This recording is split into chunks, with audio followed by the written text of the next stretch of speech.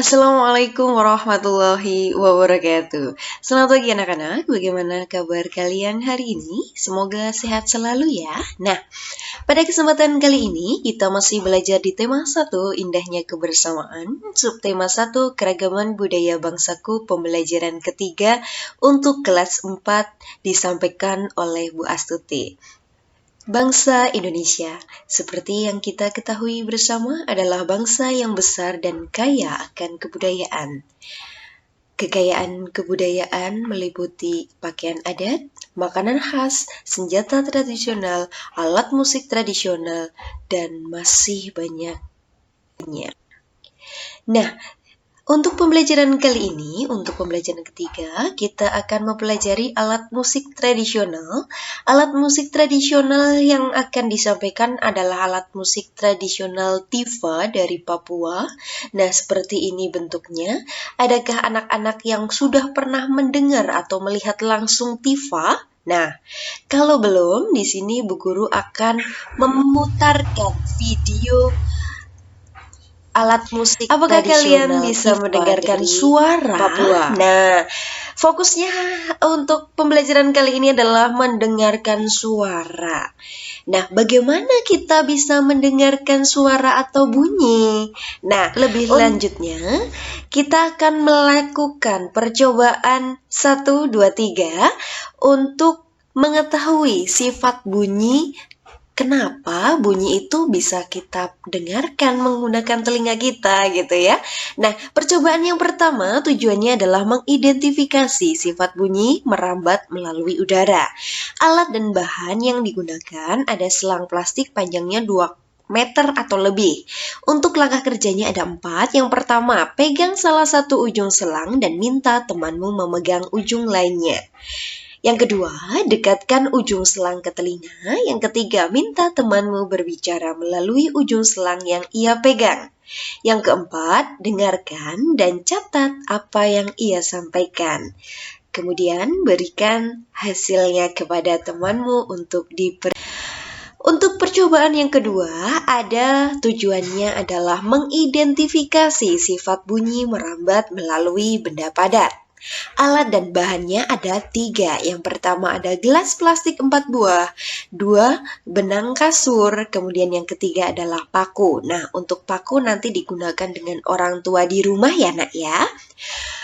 Selanjutnya untuk langkah kerja ada 8 poin. Yang pertama adalah buatlah satu lubang kecil dengan ujung paku di tengah dasar gelas plastik. Yang kedua, potong tali kasur sepanjang 2-3 meter. Yang ketiga, masukkan benang ke dalam gelas plastik melalui lubang kecil. Untuk yang keempat, buatlah simpul agar tidak lepas. Yang kelima, berbicaralah dengan temanmu melalui telepon gelas plastik. Yang keenam, lepaskan benang dari gelas plastik.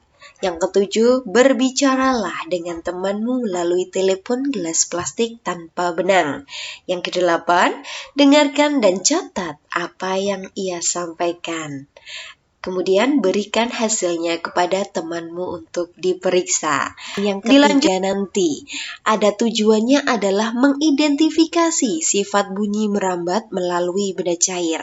Alat dan bahan yang digunakan ada ember besar, air, batu koral, corong kecil.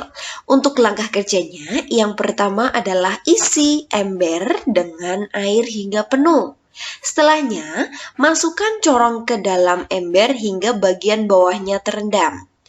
Usahakan corong tidak menempel pada ember. Nih, corong tidak menempel. Kemudian, ketuk salah satu sisi ember, diketuk dengan menggunakan batu secara perlahan.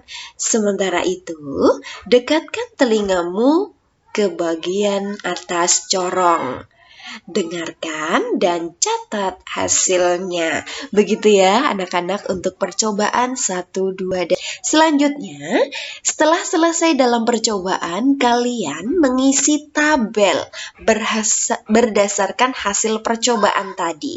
Nanti ini tabelnya kalian tulis di buku tulis ya nak. Bu Guru kasih contoh 1.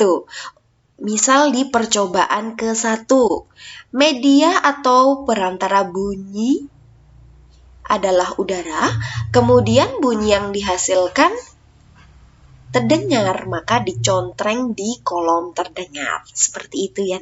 Tugas penting untuk hari ini. Tadi yang pertama sudah ya, melakukan percobaan perambatan bunyi didampingi oleh ayah ibu di rumah. Setelah itu mengisi tabel hasil percobaan seperti contoh tadi yang Bu Guru contohkan di sebelumnya di buku paket halaman 39 dan mengisi atau membuat laporan dari salah satu percobaan yang dilakukan sesuai tabel di halaman 41 buku paket tema 1.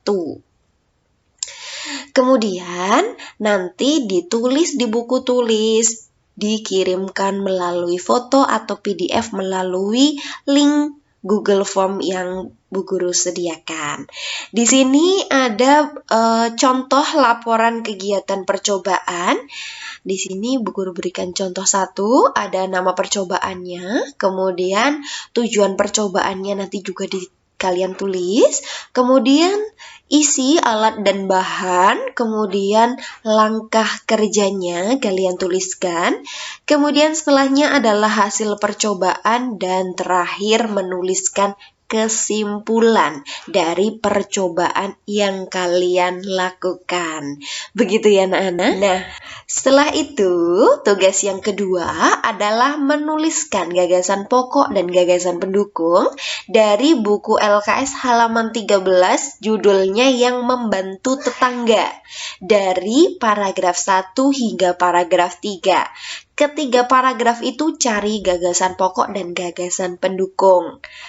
Ditulis di buku, kemudian nanti kirim filenya dalam bentuk foto atau PDF melalui Google Form yang sudah Bu Guru sediakan. Begitu ya anak-anak. Untuk pembelajaran kali ini, kita cukupkan sekian. Salam sehat, salam bahagia, dan semangat selalu. Bu Guru akhiri, wassalamualaikum warahmatullahi wabarakatuh.